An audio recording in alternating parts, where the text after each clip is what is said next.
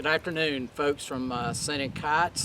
Just want you to know how much we are still missing you and hope that your day is going well on our stay at home. I'd like to announce before we go any further that until further notice, our Wednesday night services have been canceled because of the stay at home and keeping you safe. And it'll be week to week on our Sunday services, and also Easter has been postponed this Sunday services. But we'll have two deacons posted at the front of the church, and if you want to come by and drop off your offerings. Also, our cross with the live flowers to be placed will be at the front of the church on this Lord's Day.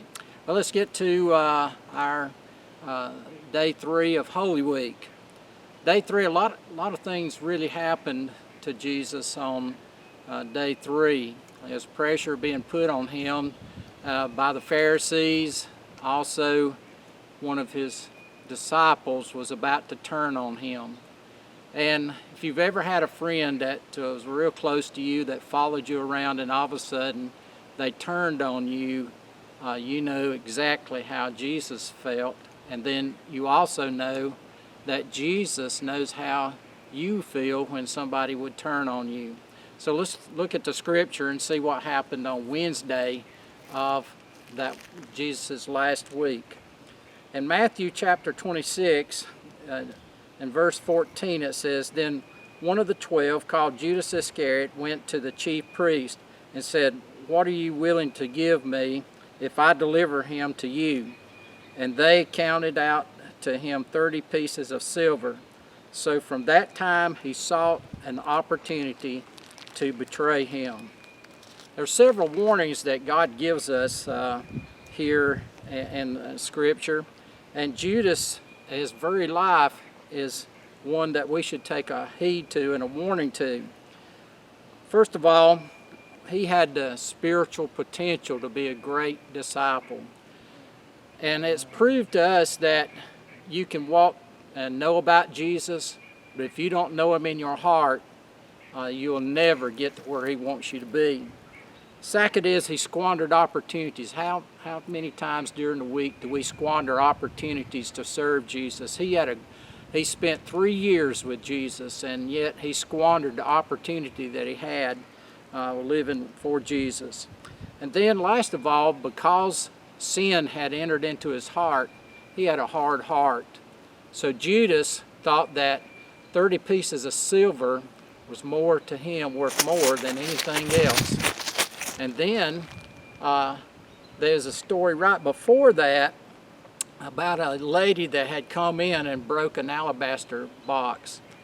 And she anointed Jesus with oil. And all of the disciples decided, well, she should have sold that money or sold it for money to give to the poor. But Jesus corrected them and says, you know, I'm not always going to be with you.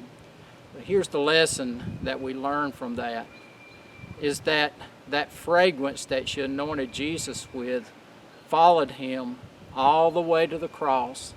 No matter where he went, that oil that he was anointed with filled the air with perfume.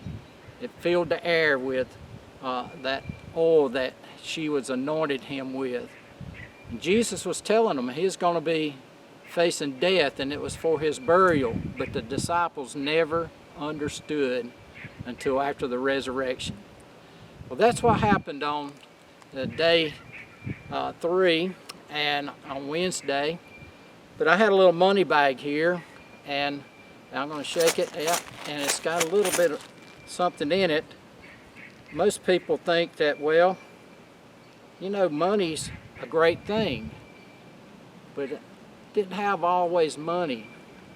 The lady that came anointed Jesus with some oil. Her bag was different than Judas's. Her heart was different than Judas's. Judas went down in history as a notorious sinner. He betrayed the Son of God.